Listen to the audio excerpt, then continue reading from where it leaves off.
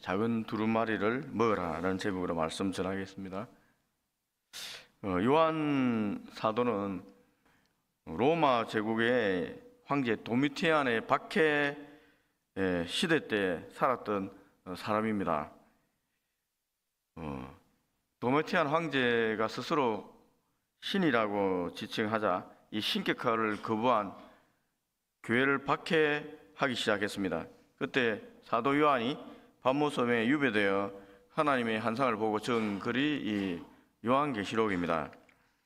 하나님은 요 환상 속에 요한에게 소아시아 7교회에 끝까지 박해를 견디고 믿음을 지켜라 이렇게 격려하는 편지를 쓰게 하셨습니다. 그 내용이 2장 3장에 기록되어 있습니다.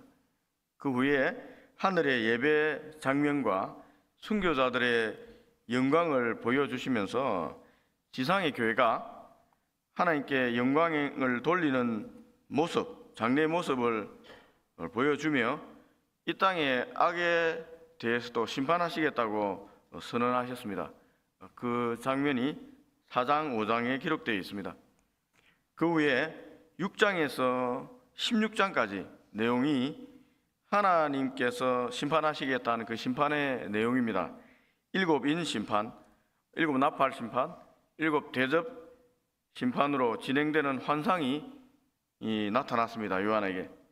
첫째 인을 떼자 백마가 이 승리의 전쟁을 계속하는 모습이 보였고, 둘째 인을 떼자 붉은 말이 살육을 행했으며, 셋째 인을 떼자 검은 말이 기근을 가져왔고, 넷째 인을 떼자 청황색 말이 칼과 전염병을 가져왔습니다.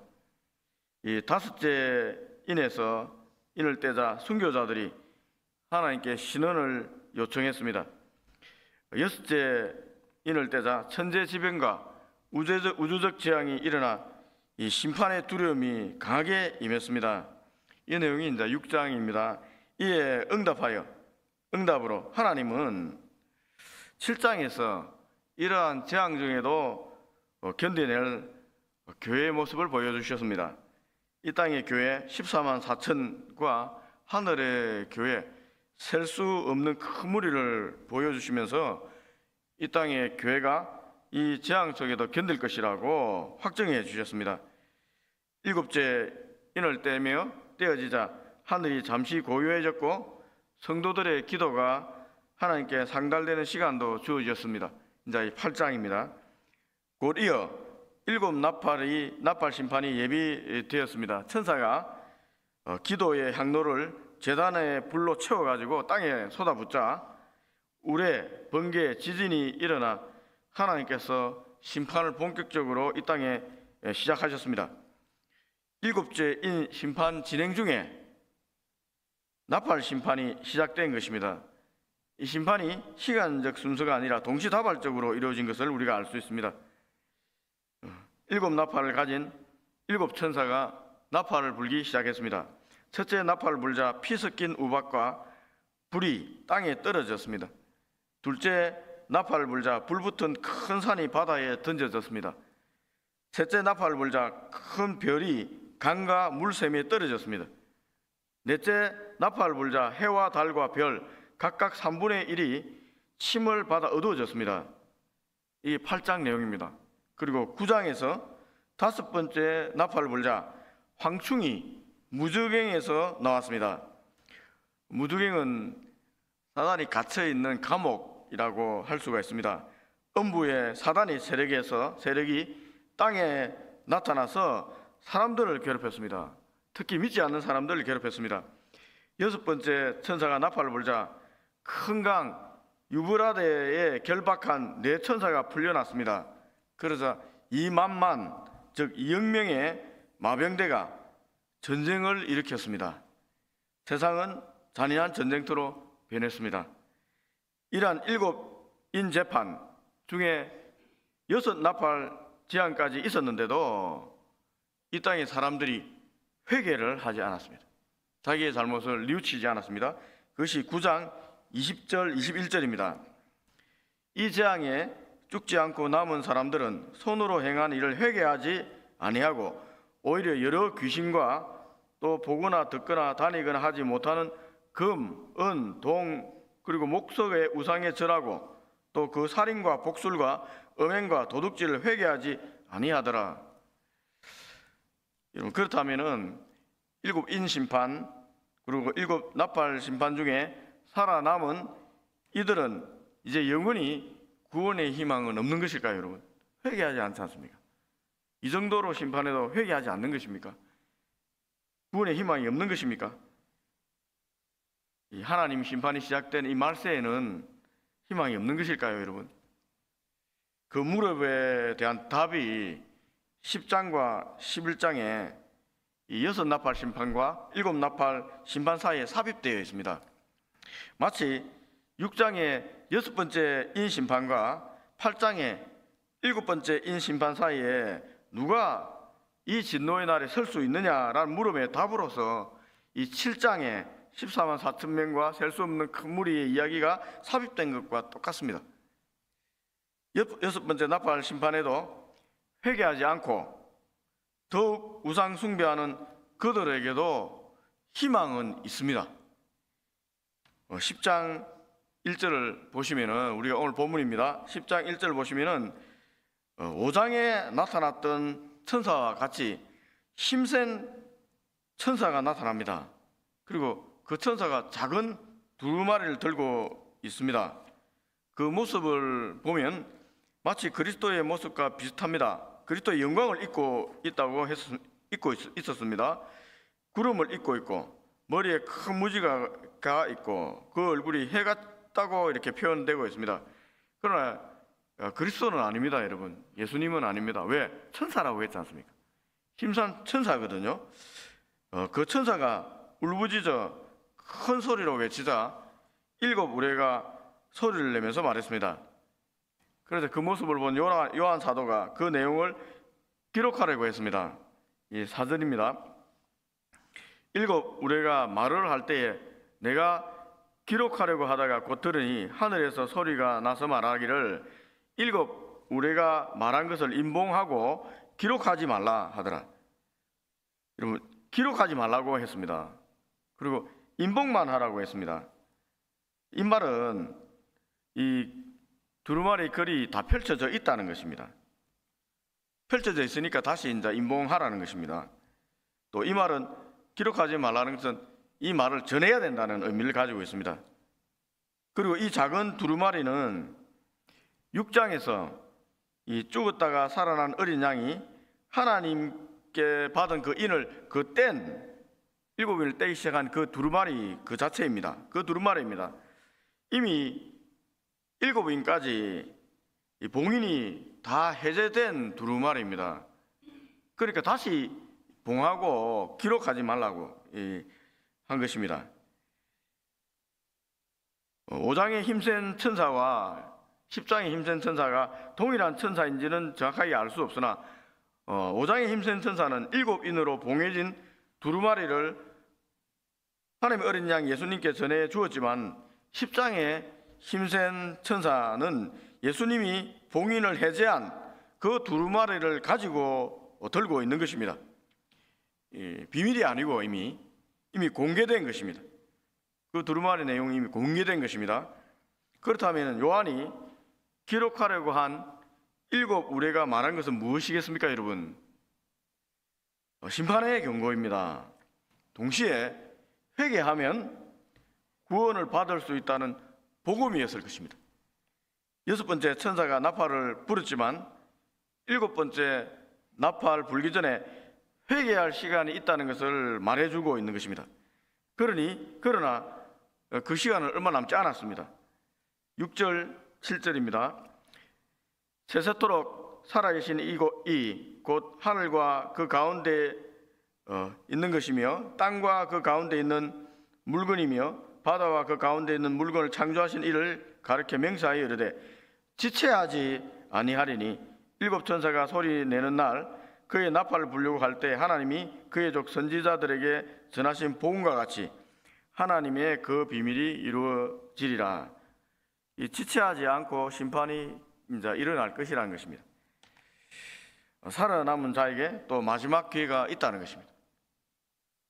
그들에게 마지막 기회를 줄 수 있는 사명, 회개의 복음을 선포할 사람은 누구일까요, 여러분? 7 나팔 심판, 인심판이 진행되는 과정에는 이 회개하지 않았어요. 근데 지금 회개하려면은 복음이 전해져야 되는 것입니다. 우리가 하나님 말씀을 들어야지 회개할 거 아닙니까? 이제 복음이 전해질 마지막 기회가 있다는 것입니다. 두루마리를 받은 사람이 하나님의 복음, 회개의 복음을 선포할 사명을 가진 자입니다. 본문의 8절입니다. 하늘에서 나서 내게 들리던 음성이 또 내게 말하여 이르되 네가 가서 바다와 땅을 밟고 서 있는 천사의 손에 펴 놓인 두루마리를 가지라 하기로 요한에게 두루마리를 받아라고 한 것입니다. 요한이 천사에게 작은 두루마리를 달라고 했습니다. 그런데 천사는 두루마리를 갖다 먹으라고 하며 배에는 쓰나 내 입에는 꿀같이 달다고 했습니다. 주기는 주는데 이 두루마리를 그냥 먹으라고 한 것입니다. 요한이 그 말에 복종했습니다. 10절입니다. 내가 천사의 손에서 작은 두루마리를 갖다 먹어버리니 내 입에는 꿀같이 다나 먹은 후에 내 배에는 쓰게 되더라. 요한은 천상의 두루마리를 갖다 먹었습니다. 두루마리를 먹었다는 것은 하나님 말씀을 먹었다는 것입니다. 하나님 말씀을 먹은 자 누구입니까, 여러분? 하나님 말씀을 대언해야 될 예언자입니다. 하나님 말씀을 전할 자가 말씀을 받는 거잖아요. 그걸 먹은 자인 것입니다. 사명자가 되는 것입니다. 11절입니다. 그가 내게 말하기를 내가 많은 백성과 나라와 방언과 임금에게 다시 예언해야 하리라. 네가 말씀을 받았으니까 이제 예언하라는 것입니다. 이 사도 요한이 하나님께 받은 말씀을 선포하고 전할 사명자로 세워진 것입니다. 여러분, 하나님 말씀을 예언하는 것은 쉽지가 않습니다. 특히 하나님께 대적하는 악한 자들, 우상 숭배자들, 살인자들, 복수를 행하는 자들, 음행자, 도둑질하는 자들에게 회개의 복음을 선언하는 것은 목숨을 걸고 해야 되는 것입니다. 지금 7 인심판과 6 나팔 심판을 받으면서도 악하게 우상 숭배하고 귀신 숭배하고 이 음행을 하는 아주 강팍한 자들에게 마지막 복음을 전해야 되는 사람들입니다. 전해야 됩니다. 얼마나 힘들겠습니까? 쉬운 것이 아닙니다. 순교를 각오해야 하는 십자가의 길입니다. 그러니 하나님 말씀은 입에는 단데 배에는 쓰게 되는 것입니다. 말씀 전하면 얼마나 쓰겠습니까? 9절 10절 두루마리를 먹는 이야기는 여러분 에스겔서 3장 1절과 3절의 내용과 거의 동일합니다. 이 내용이 구약의 에스겔서에 있는 이 두루마리 그 모티브에서 그대로 가지고 온 것입니다. 제가 한번 읽어드리겠습니다. 에스겔서 3장 1절에서 3절 내용입니다. 또 그가 내게 이르시되 인자야 너는 발견한 것을 먹으라. 너는 이 두루마리를 먹고 가서 이스라엘 족속에게 말하라 하시기로 내가 입을 벌리니 그가 그 두루마리를 내게 먹이시며 내게 이르시되 인자야 내가 내게 주는 이 두루마리를 내 배에 넣으며 내 창자에 채우라 하시기로 내가 먹으니 그것이 내 입에서 달기가 꿀 같더라. 여러분, 에스겔이 바벨론에 멸망당하는 이스라엘을 향해서 회개를 선포를 해야 됩니다. 회개를 선포하는 선지자로 에스겔이 선택된 거예요. 바벨론에 멸망당하는 그 시점에 이때 선지자 에스겔이 하나님 말씀을 선포하지 않아서 하나님 말씀을 듣지 못해서 회개하지 못하고 죽은 사람이 있다면 그 죽은 자의 목숨값은 에스겔에 의해서 찾겠다고 하나님께서 경고하셨습니다. 그러니까 선지 예언자인데 말씀을 전하지 않아서 듣지 못해서 죽으면 그 책임을 이 예언자에 찾겠다는 것입니다. 그러나 하나님 말씀을 선포했는데도 그 하나님 말씀을 들었음에도 거부하고 하나님 말씀대로 회개하지 않고 죽으면은 선포자 에스겔 선지자는 책임이 없다는 것입니다. 그 죽음에 책임이 없다는 것입니다. 말씀을 거부한 당사자가 자기 죽음에 대한 책임을 져야 합니다. 이 마지막 회개를 선포하는 선지자의 자세입니다. 사도 요한이 에스겔과 똑같은 사명을 받은 것입니다.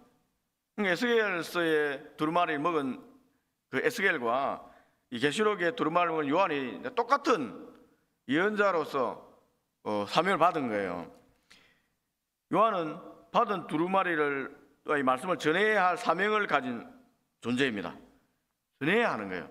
전하지 않아서 듣지 못해서 여러분 죽으면 어떻게 됩니까? 자기 책임이에요.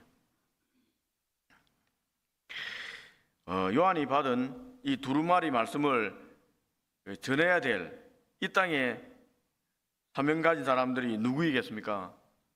여러분 그 당시는 소아시아 7교회입니다. 소아시아 7교회에 요한계시록이라는 이 말씀 두루마리 말씀을 전해줬잖아요. 그리고 나아가 이 땅에 있는 모든 교회입니다. 지금 이 시대에 말세를 살아가는 한국교회와 그리고 저와 여러분들입니다. 지금 여러분들도 이 두루마리 말씀을 받았잖아. 우리에게도 이 말씀이 전해진 것입니다. 주님의 경고의 말씀을 우리가 전할 때 듣고 회개하면은 사람들이 살 길이 열리는 것입니다.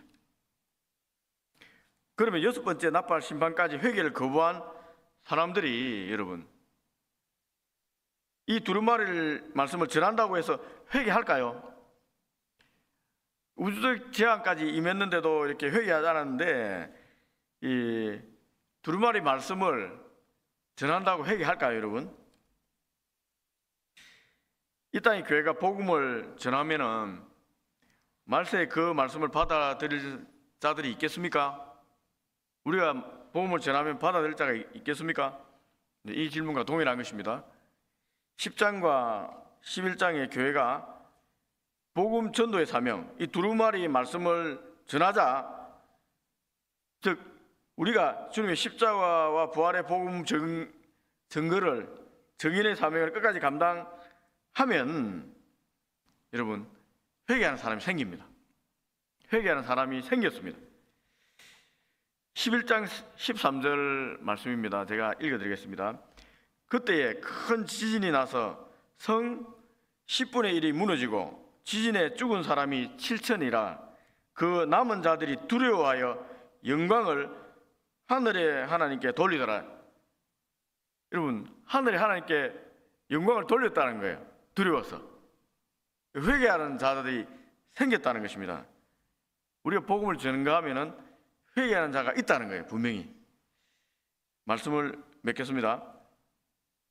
우리가 살아가는 지금 이 시대 말세입니다. 말세. 아무리 복음을 전해도 받아들이지 않는 것 같습니다. 세상의 황금 우상, 돈 우상, 권력 우상에 점점 더 깊이 빠져들고 있습니다. 이 우상, 이 간음, 음란 우상에도 깊이 빠져들어가고 있습니다. 세상은. 그러나 이런 말세에도 여러분 주님께서 예비하신 영혼들이 있습니다. 도저히 저런 사람이 구원받을 수 있을까 생각이 들지만 그들 중에도 아직 기회가 있습니다. 그들에게 복음을 전해야 됩니다. 기회가 있습니다. 전해야 됩니다. 하나님의 말씀에 두루마리를 받은 자들인 이 땅의 교회가 감당해야 할 사명이요 존재의 유의입니다. 하나님은 한 사람이라도 더 살려내기를 원하십니다. 이곳에 있는 저와 여러분도 분명히 요한 사도와 같이 하나님의 말씀, 두루마리 말씀, 십자가와 부활의 복음을 받았기 때문입니다. 믿는 자가 사명을 감당하려면은 자기 십자가를 지고 가야 됩니다. 자기를 부인해야 됩니다. 사명 감당의 십자가는 굉장히 씁니다. 어렵습니다. 내가 십자가를 지고 가지 않으면 십자가의 능력이 나타나지 않습니다. 십자가의 능력이 나타나지 않으면 그 사람이 변화되지 않습니다. 복음이 증거되지가 않아요. 십자가의 사랑의 복음은 자기가 십자가를 지고 가야지 온전히 전해질 수가 있기 때문에 자기가 십자가를 지고 가지 않으면 어떻게 주님의 십자가의 복음을 전하겠습니까? 여러분, 아무리 입술로 지식적으로 전해도 그 복음이 전해지지 않습니다. 내가 십자가의 능력이 있어야지 흘러가는 거예요. 이 십자가의 사랑이 전해져야지 구원받습니다. 사명 감당 십자가 너무너무 섭니다. 그러나 그 영광은 그 무엇보다도 비교할 수가 없습니다. 하나님 나라의 영광을 계시록을 통해서 미리 맛보고 우리 시대에 주어진 사명을 잘 감당하는 참된 사명자가 되면 좋겠습니다. 기도하겠습니다.